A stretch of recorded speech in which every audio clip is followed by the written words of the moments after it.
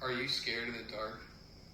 Do you still lay awake at night with a source of light flickering in front of your eyes and sound droning in your ear?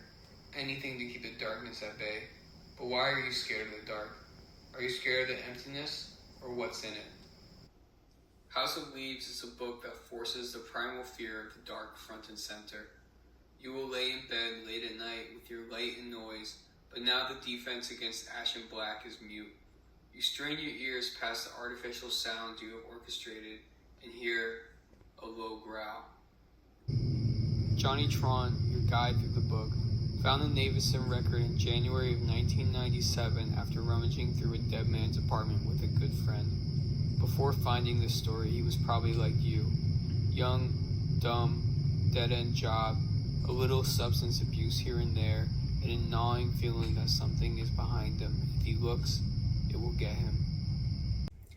Zampono, the writer of the Davidson record, died alone.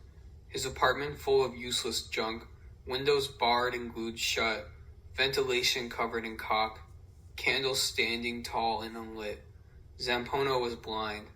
The candle is a futile attempt against his own eternal dark.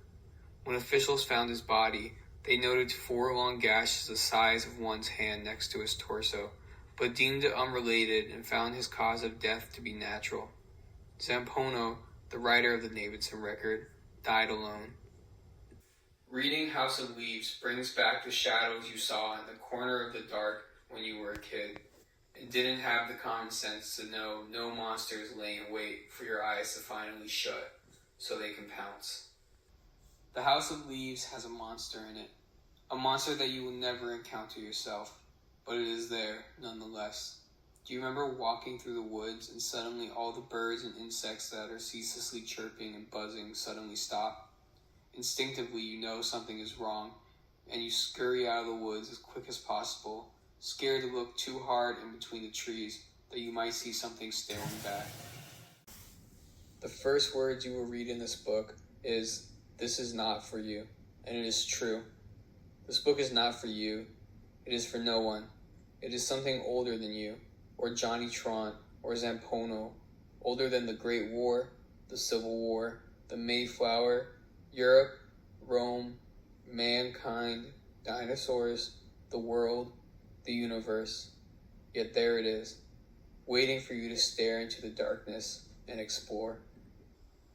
Not only is this book not for you, it will actively impede you trying to read it. Footnotes spread pages, text curves and spins.